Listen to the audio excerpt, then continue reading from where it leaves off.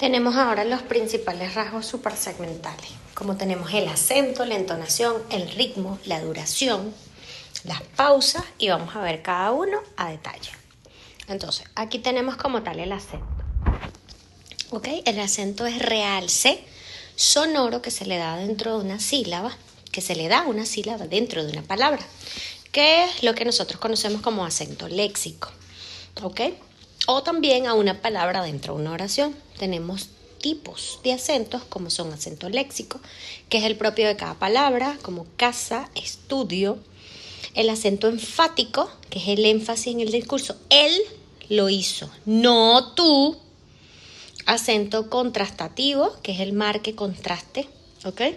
Que es el complemento de no préstamelo, que ya es como tal el acento como tal, la tilde que le colocamos.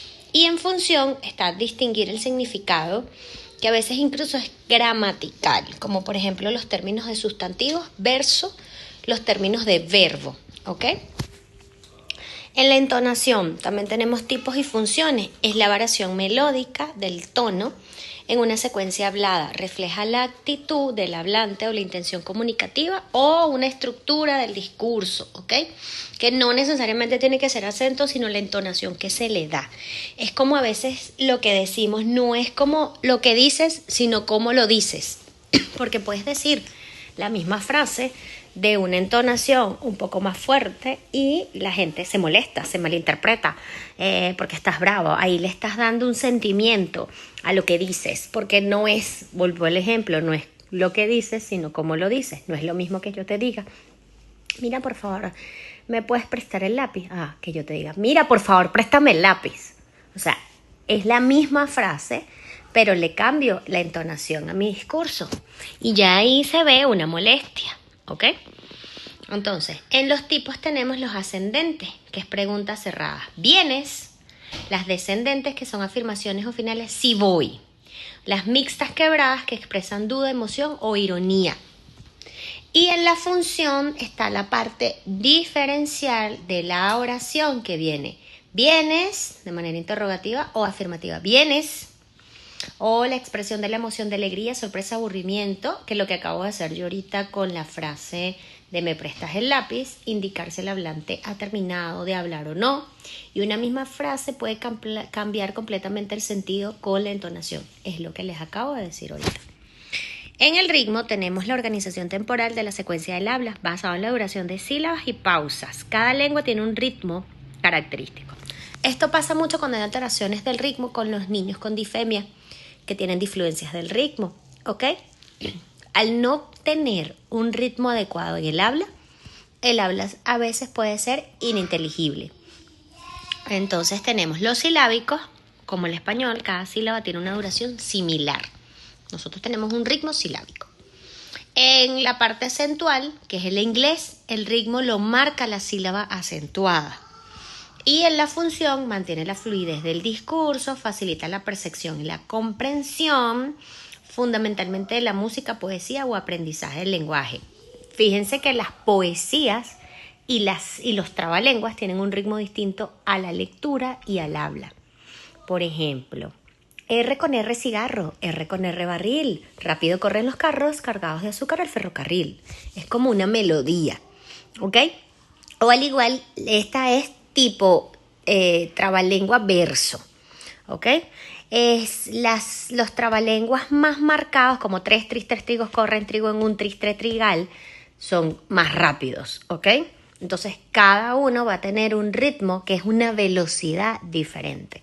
Así como cada persona tiene, que se le llama el ritmo, también se le llama prosodia, una prosodia o a lo mejor más rápida o a lo mejor más lenta o a lo mejor más bradilálica o a lo mejor más taquilálica porque hablo demasiado rápido y a lo mejor así como tipo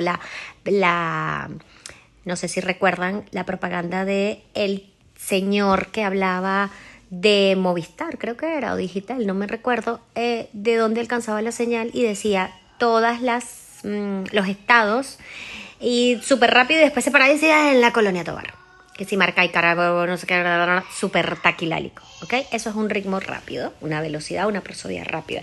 En el caso de la disfemia, cuando el niño o el adulto hace unas alteraciones, en el caso del español, de manera más alterada, vamos a decirlo así, de una manera alterada, entonces es camión, o pelolololololota, o avión, y hay alteraciones de el ritmo diferentes, que ya ahí estaríamos hablando de patologías, pero esto es una alteración, ¿ok? Y obviamente no se entiende, porque imagínate decir una frase en esas circunstancias.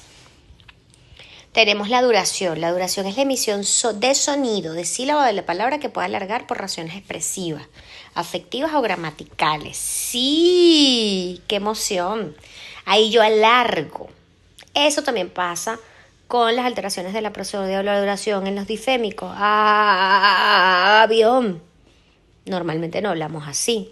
Eso lo podemos usar de alargar la duración ante una exclamación, ante una emoción, pero de prácticamente palabras monosílabos, o pues cuando tú dices pues claro, ¿ok?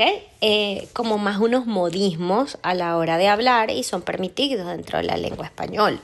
Y la función es marca énfasis o importancia y puede expresar validación, duda o emoción, como las que le estoy dando el ejemplo ahorita. En las pausas, son interrupciones momentáneas en el flujo del habla que permiten organizar, segmentar o enfatizar el contenido del discurso. Aquí podemos hablar básicamente de hacer pausas entre una palabra y otra que son permitidas, están perfectamente aceptadas en el español para nosotros poder hablar y que se nos pueda entender. Y tenemos los tipos naturales, que es la separación entre frases o ideas, las enfáticas, que destaca de una palabra una parte del mensaje, las pautas vacilantes, que indican dudas o búsqueda de palabra, y el ejemplo es: te voy a decir algo importante, y te quedas así como en una pausa. Ya no te quiero. Entonces, esas pausas a veces generan ansiedad, incertidumbre, porque termina de contarme, o qué es lo que pasó. Esas son las pausas a que llamamos. No son pausas de signos de interrogación, sino son pausas de un contexto, del mismo contexto, pero de una idea que complementa a la otra, como está en el ejemplo. Los rasgos comunicativos de las funciones comunicativas de los rasgos suprasegmentales tenemos función, ejemplo y rasgos involucrados. Diferencias e intenciones, el ejemplo es vienes o vienes. El rasgo es la entonación. En enfatizar, él lo hizo. Aquí el rasgo sería el acento. En expresar emoción, ¡qué bello! Y aquí, sería ¡qué bello! Aquí es duración y entonación. Y estructuras del discurso, pausas entre ideas. Saben que les tengo que comentar algo. Ya se nos está acabando el semestre. Eso es una pausa del discurso, ¿ok? Y facilitar comprensión es un ritmo equilibrado, que es lo que estamos hablando del ritmo, que es como yo les estoy presentando las oraciones a ustedes para que ustedes puedan entender la clase. En la importancia en la fonología. Los trastornos en la prosodia, como ya se los había dicho anteriormente, se pueden observar en TEA, en personas disártricas. Aquí hablamos de taquilalias o bradilalias. En las afasias se altera mucho lo que es la duración, el ritmo, la entonación. Prácticamente todos los aspectos suprasegmentales están alterados.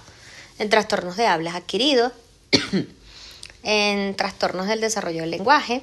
¿Y cómo hacemos la evaluación? Un análisis perceptivo. Escuchamos a través de herramientas acústicas, espectrogramas, software, tipos de PRAP, protocolos clínicos específicos, que aquí entrarían todas las pruebas estandarizadas para evaluar cada una de estas, para saber cuál es la alteración indicada o cuál es la alteración que tiene el paciente y así poder trabajarlas. Y la intervención es a través de juegos de entonación, ritmo, modelación, repetición, uso de recursos visuales, fichas, colores, gestos, entre otras.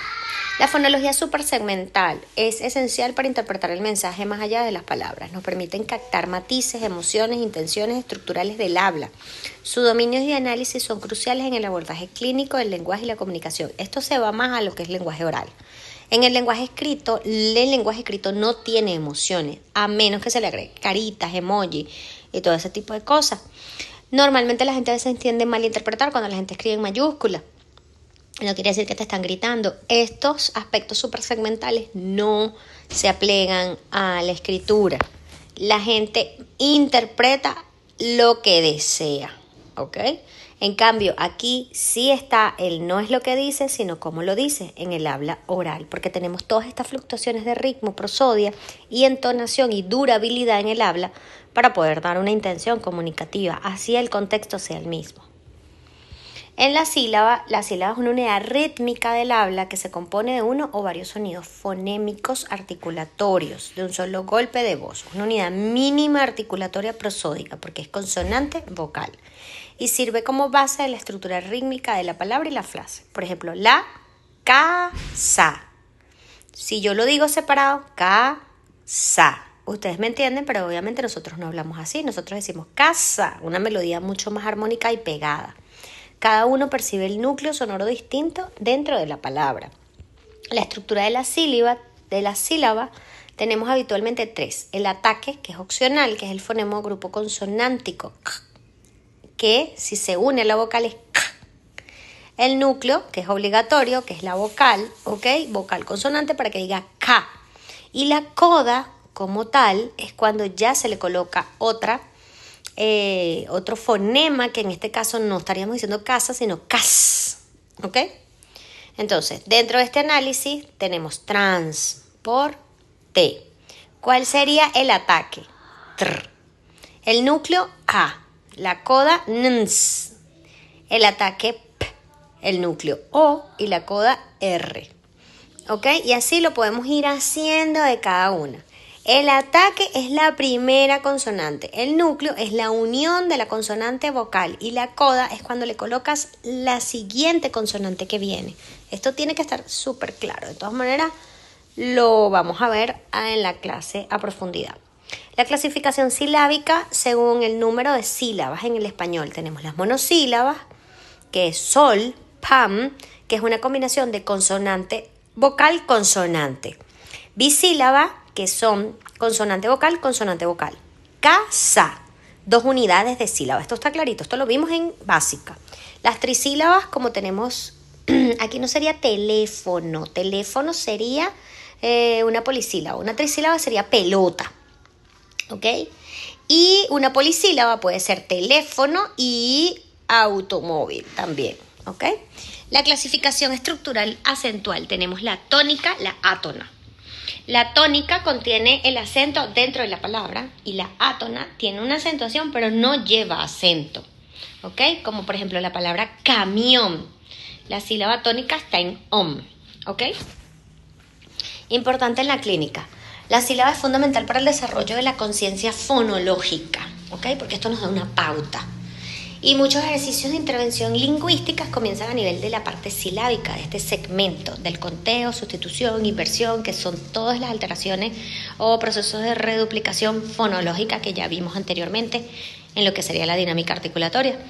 Y en las dislalias o trastornos articulatorios se trabaja la sílaba como una unidad de práctica fonética. Tenemos también los fonemas suprasegmentales. Existen fonemas suprasegmentales. No son fonemas entre sí, que son unidades mínimas distintivas con un valor segmental como la P, la A, la T, sino son rasgos fonológicos que modifican cómo se perciben o se comprenden los fonemas en grupo. Aquí ya no estamos hablando de un fonema aislado, sino de un fonema combinado, que a su vez unido da un significado. En los fonemas suprasegmentales también tenemos el por qué se dice a veces fonemas suprasegmentales. Bueno, desde el punto de vista pedagógico o simplificativo, el habla en fonemas suprasegmentales se refiere al elemento fonológico, que actúa ese fonema combinado para formar una palabra.